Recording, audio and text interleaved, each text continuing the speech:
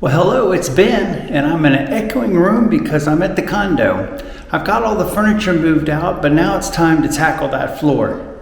And here at the DIY Homefront, I wear all the hats. So today, I'm a professional hardwood floor restorer. Let's take a look at our two problems. Can you see those couple pieces of wood that are bubbled up? Well, we had an air conditioner leak that caused the roof to sag and fall.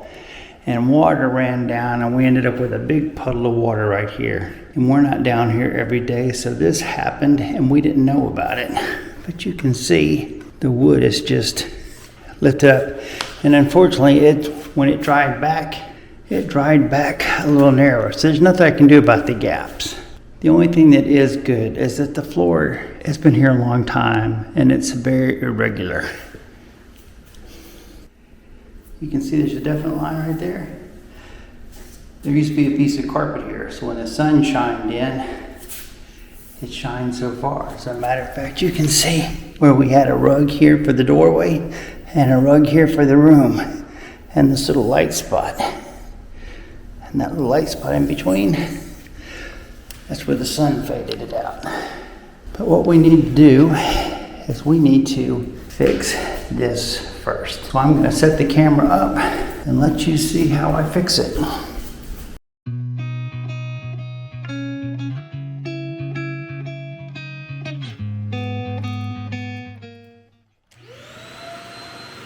Well, I've never done this before, so I'm just sort of thinking this one through, and I was trying to suck any of the dirt and debris that might be underneath there so I could get some glue under it.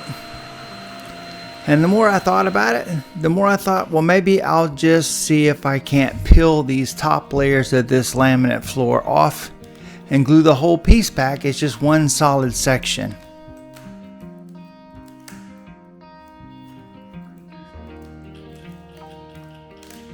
Well, I was really careful and took my time, and slowly I got this piece up, and as soon as the end came up, I knew this idea would work. So I'm just going to go ahead and peel this whole top section off and clean everything up really good and then re-glue the wood back together.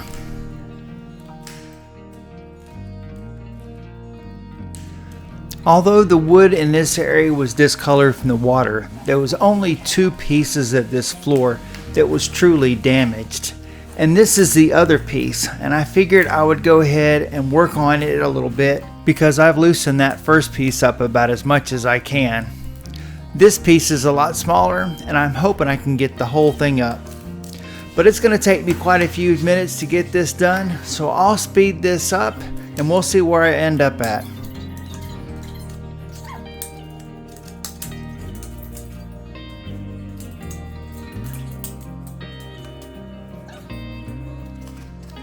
Well, that worked out a lot better than I had planned. Now I'm going to take some sandpaper and I'm going to scuff up this area really good, and I'm going to go over the darkened areas because that's a little bit of mildew, and I want to make sure I get all that up the best I can. And once I've got this sanded, I will vacuum everything up and we'll get some glue on this.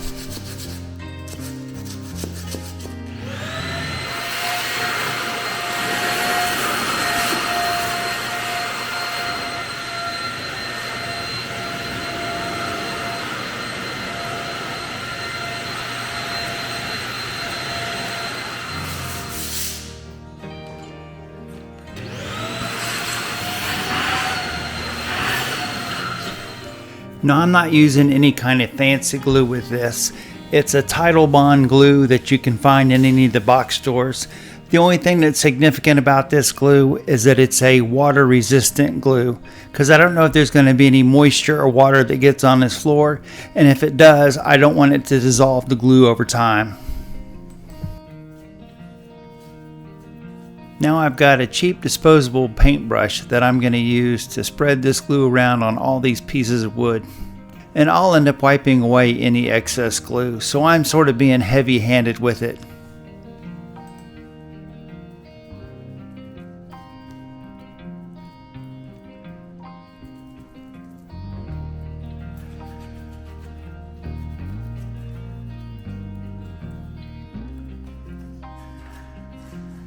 This is oak flooring, and oak has a lot of large pores in the wood, and it will really soak up a lot of glue. So that's the reason why I'm putting so much on here.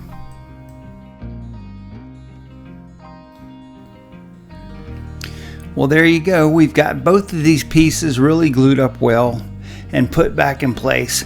Well, now I need to find something flat that I can put on top of this that will apply even pressure down while the glue dries. We'll start by wiping all the excess glue off of the floor with a damp paper towel, and then we'll go back and follow that up by wiping all the moisture off of the floor with a dry paper towel. I'm going to use some wax paper or parchment paper like you would use when you're cooking in the kitchen to bake cookies. And I'm going to lay that over this area because I know that the wood glue will not stick to this, and I'll be able to pull all of this off of the floor once I'm done. Now I'm just taking whatever I can find that's still here at the condo and putting it on this piece of wood to try to put as much weight down on this as I can. And I'll give this several hours to dry, maybe even a day. And then I'm going to have to go back and we're going to have to sand this entire floor before we can put polyurethane back on it. Well, I know I'm probably going to get a lot of grief about this, but I'm going to sand this entire floor with a 5-inch disc hand sander. And it's going to take quite a few hours. And I'm sure there's faster ways to do it and maybe even better ways to do it. But I have seen some of my friends that have tried to sand their floors with those disc sanders that you get from the rental store. And the only thing they've really managed to do is butcher their floors. Because if you're not a real professional and hold those things at a consistent speed and go across the floor just right, those drums will just dig into that floor and just destroy it. The other thing too is this is not a solid oak floor. This floor is a laminate with a layer of veneer of oak on the top. So I don't want to be too aggressive and take too much off of it. Well, I've got the rest of the floor sanded with the exception of this spot. So I'll go ahead and remove all these weights off and we'll see if the floor is glued down.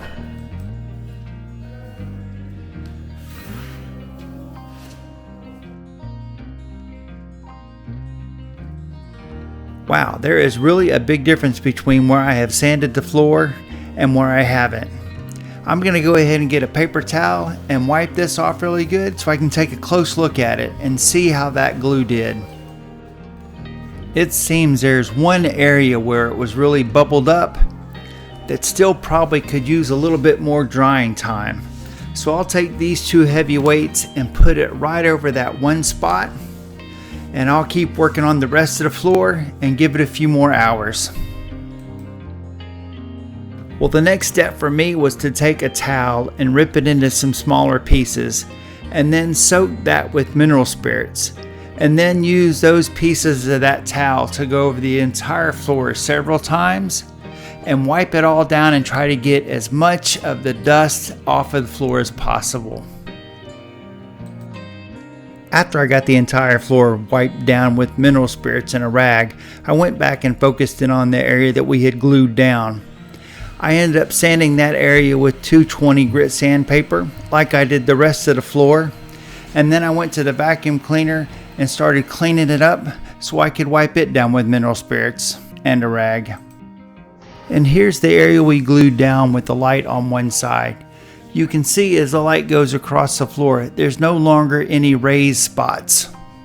Well, I decided to wipe down the entire floor with mineral spirits and a rag one more time to make sure I got all the dust off of the floor. And here's the entryway to the bathroom, and I didn't touch that floor at all, so we'll be able to contrast the original finish of the floor with what I'm doing now. The next step in refinishing this floor would be to put some fresh stain down to help blend the floor together and to give it some vibrance and some color. I normally put the stain on a rag and wipe it on and rub it into the wood and then move on from there.